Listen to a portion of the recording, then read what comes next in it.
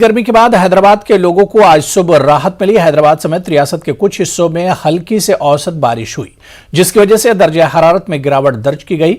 कई मकामात पर गरज चमक और तेज हवाओं के साथ बारिश हुई। महकमे मौसमियात ने कई मकामात पर हल्की बारिश की पेशगोई की थी। उधर जम्मू में भी बारिश होने से शदीद गर्मी से लोगों को राहत मिली है। शोपियां, टनमर्ग, बांडीपुरा और नौगाम समेत दीगर हिस्सों में बारिश हुई है, जिसकी वजह से दर्जा हरारत में गिरावट दर्ज की गई।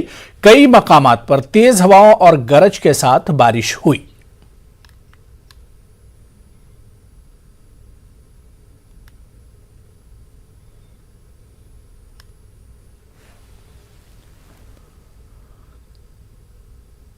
मुल्क में कोरोना के 3,205 नए मामलों की तस्दीक हुई है। वजारत सेहत के जरिए जारी करदा आदादोशुमार के मुताबिक पिछले 24 घंटों में 2,802 अफराद शिफायाब हुए, जबकि इसी अरसे में 31 मरीजों की मौत हुई है।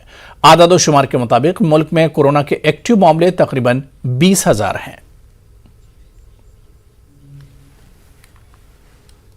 तो चलिए, इस बुलेटिन में अभी फिलहाल इतना ही। आदाब।